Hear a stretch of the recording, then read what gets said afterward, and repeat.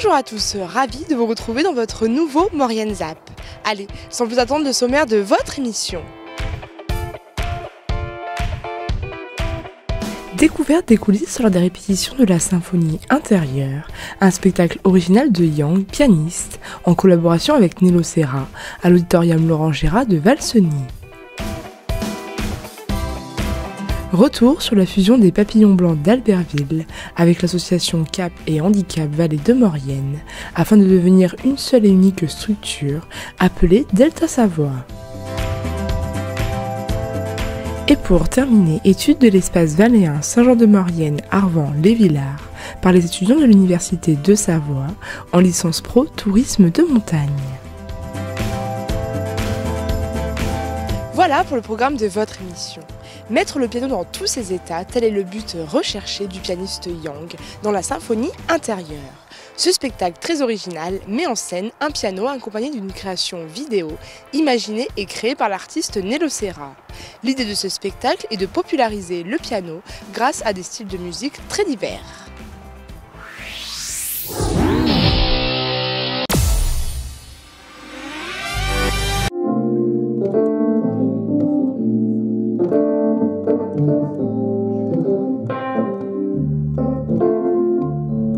Dans l'auditorium de Valseny s'est tenue une répétition pour la résidence de la Symphonie intérieure ce mercredi 26 septembre. Un spectacle original de Yang en collaboration avec Nello Serra, traversant tous les styles de musique.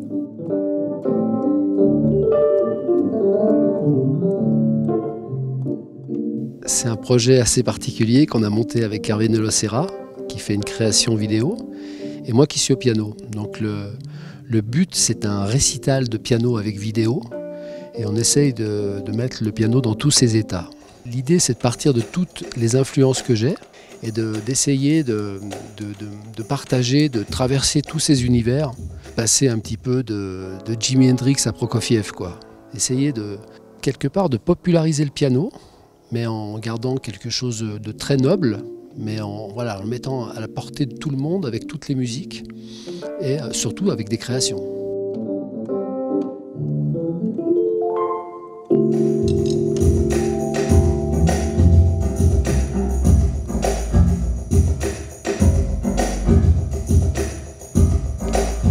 Je sample des passages de piano ou des parties de batterie jouées sur le piano. Alors sampler, pour ceux qui ne savent pas, c'est enregistrer une partie de ce qu'on fait. Et je joue du coup un concert où je peux quasiment faire un orchestre tout seul.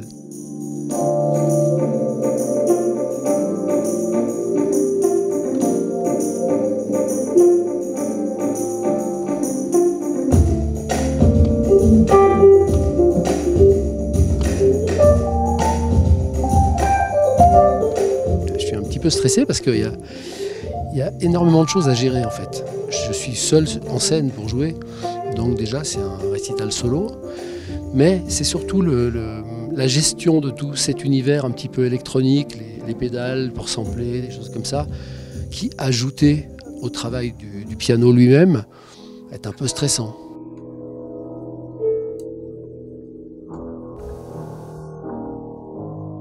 Nello Serra, auteur-compositeur, ne participe pas au spectacle sur scène, mais depuis les coulisses.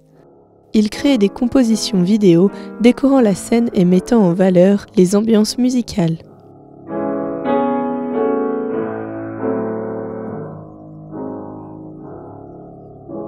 Ça fait à peu près 30 ans qu'on travaille ensemble. Et moi j'avais déjà monté mon spectacle avec les écrans vidéo, je m'étais intéressé à la vidéo il y a très longtemps, donc j'avais déjà monté un spectacle avec une vidéo. Et puis un jour j'ai eu l'idée de dire écoute, ça serait bien que le piano tout seul, moi ça me paraissait un peu vieux, hein, enfin un peu vieux comme présentation en tout cas. Je me dis ça serait bien, compte tenu de ta musique, de pouvoir l'agrémenter au niveau scénique, d'images vidéo qui rappellent un peu les ambiances des morceaux. J'ai créé des images avec maintenant on a des logiciels qui sont vraiment très très adaptés pour ça. C'est très intéressant aussi de travailler pour les autres. On n'a pas la même contrainte que quand on travaille pour soi.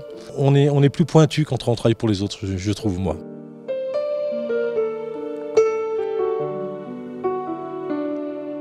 La Symphonie intérieure ouvrira la saison culturelle de cet hiver dans la salle Laurent Gérard.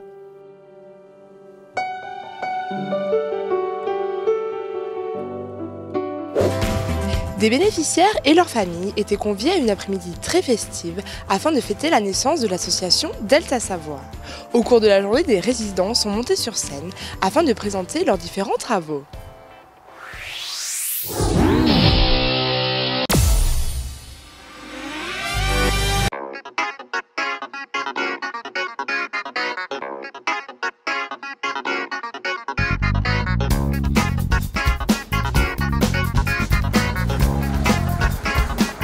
Après plus de 5 années de collaboration et de travail, l'association des Papillons Blancs d'Albertville et celle de Cap et Handicap Vallée de Maurienne ont fusionné pour donner naissance à une nouvelle structure, l'association Delta Savoie. Alors la première association, enfin l'une des deux associations, c'est les Papillons Blancs d'Albertville et de son arrondissement, donc qui couvrait tout le territoire Albertville et les différentes vallées, Haute-Comte de Savoie, Val d'Arly, Beaufortin, etc. et le Fond de Tarentaise. Et l'autre association, c'est Cap et Handicap Vallée de Maurienne qui travaillait sur l'ensemble de la vallée de Maurienne. La fusion et le rapprochement de deux associations, c'est le 5 années de travail qu'on a mené parallèlement. Et l'objectif principal est de travailler, d'étendre notre champ d'intervention sur un même grand territoire, qui est un territoire de montagne et de vallée, donc toujours un peu plus complexe en termes d'intervention. Ça nous demande du temps. On a des gens qui vivent très loin dans les vallées, qui ont peu de moyens pour se déplacer notamment. Et l'objectif, c'est de s'implanter et d'implanter au cœur de ces vallées et vers ces personnes et de rapprocher notre prestation et notre soutien vers ces personnes qui sont plus en difficulté encore que les autres. La fusion a officiellement été signée le 28 juin lors d'une rencontre formelle entre les dirigeants. Pour présenter cette nouvelle structure aux bénéficiaires et à leurs familles, une après-midi conviviale était organisée dans la salle de la Treille, située à Saint-Pierre d'Albigny. L'occasion pour l'ensemble des foyers de présenter leur structure à travers de nombreuses photos réalisées lors des activités. Nous avons rencontré Dominique Voisin, directeur du foyer anciennement appelé foyer Saint-Martin, qui a vu sa structure se diviser en 3 grandes parties, afin de mieux répondre aux besoins des bénéficiaires. Le service d'accueil de jour, les Celtives, accueille les résidents uniquement la journée, afin de les accompagner lors des activités. Le soir, ils peuvent rentrer chez leur famille. Le foyer de vie, le Bellachat, accueille 25 résidents à l'année, jour et nuit avec un suivi quotidien. La dernière structure, le foyer d'accueil médicalisé La Lausière, soutient quotidiennement les résidents en leur apportant les soins médicaux dont ils ont besoin. C'est accompagner au quotidien. Ça, c'est le rôle des équipes qui sont vraiment au quotidien, que ce soit toute la journée, y compris la nuit. Voilà, c'est important. En fait, c'est une grosse structure avec ces 3 entités, ces 3 établissements. Et c'est tout le rôle d'accompagnement, que ce soit des moments de toilette, des moments plus intimes, comme des moments de repas ou des moments collectifs, soit sur des jeux, des fêtes, ou sur des sorties à l'extérieur, que ce soit au cinéma, que ce soit faire jouer au foot, on a une équipe de foot aussi. Voilà, il se passe beaucoup de choses pour s'intégrer, comme tout le monde, avoir une vie le plus proche de la normale, si on veut dire, quoi. Et surtout, voilà, prendre du plaisir et d'accompagner, prendre soin d'eux. Voilà. Une après-midi forte en émotions où les familles ont pu découvrir un clip et une vidéo de présentation tournée au sein des établissements. Une partie des protégés de l'association ont ensuite défilé avec des créations réalisées par leurs soins lors de séances de travail. Plusieurs groupes ont ainsi présenté une partie de leur réalisation. Chorale, chant, couture, remise des médailles du travail, pour terminer par la découverte du nouveau logo de Delta Savoie, réalisé en bois par un des bénéficiaires de l'association. Cette journée festive, ça va être l'officialisation de la fusion. Et donc, il va y avoir des vidéos, des chants, il y a plein de photos, de maquettes, enfin voilà. On a invité vraiment plein de monde. Déjà, les familles de nos personnes protégées. Toutes les personnes que l'on accompagne dans nos divers établissements. Je vais quand même vous donner 2 chiffres. La nouvelle association, c'est 500 salariés et 750 personnes accompagnées. Et on gère 29 établissements pour un budget qui avoisine les 30 millions d'euros. Et officiellement, ce soir, naît Delta Savoie.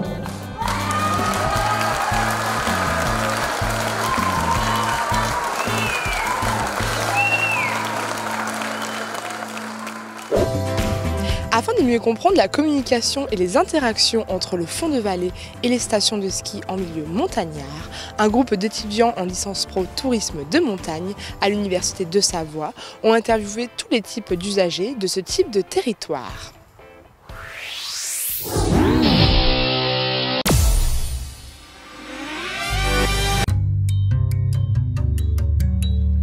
Le commissariat de Massif a mis en place 35 espaces valnéens sur les régions Auvergne-Rhône-Alpes et PACA, dans le but de rapprocher villes et stations, afin d'améliorer l'attractivité des territoires.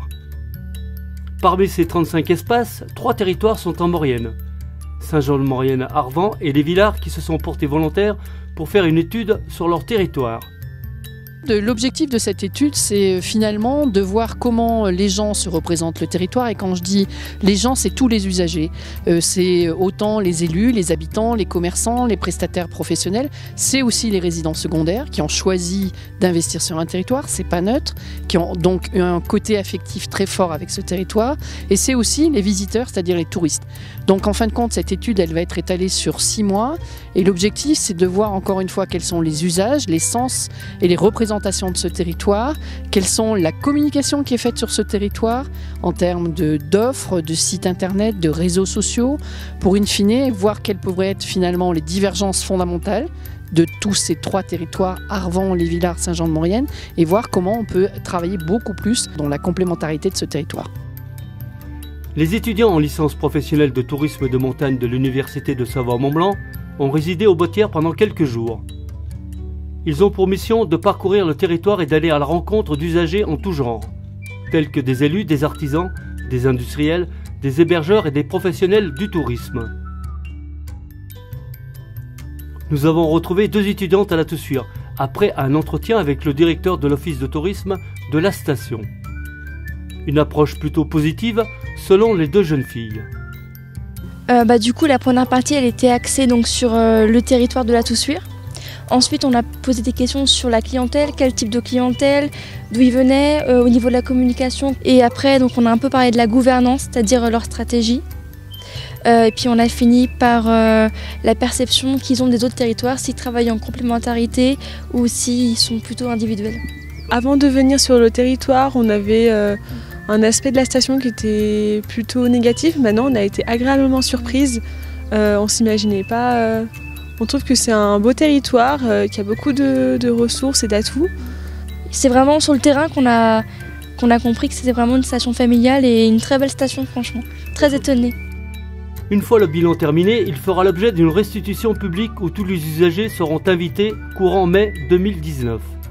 Et là, on va présenter toutes les études qui ont été faites et qui cumulent les travaux de la licence pro, le master tourisme, le master sociaux, le master géographie. Tout ça, c'est autant de formations qui vont travailler sur ce territoire pendant là, donc les 6 mois à venir. Votre ZAP touche à sa fin. Merci d'être de plus en plus nombreux à nous suivre. On se retrouve bien évidemment la semaine prochaine. Mais avant de se quitter, n'oubliez pas votre agenda.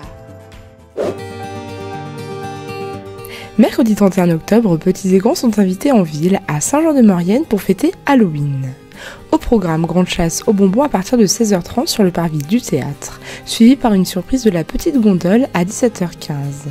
Pour clôturer la journée en beauté, rendez-vous à la salle Jean-Louis Barrault pour la baume à partir de 17h45. Pour plus d'informations, contactez le 04 79 83 51 51. Vendredi 16 novembre, à partir de 20h au théâtre Gérard Philippe de Saint-Jean-de-Maurienne, venez vous divertir devant le spectacle Serge Papagali, pourquoi ? Parce que. Le Dauphinois revient avec son camarade Stéphane Copeg pour partager un monologue, qui sera donc parfois un dialogue. Le thème de ce spectacle, répondre à toutes les interrogations que vous vous posez. Pour plus d'informations, contactez le 04 79 83 51 51. N'hésitez pas à faire vos remarques et à nous suivre sur les réseaux sociaux.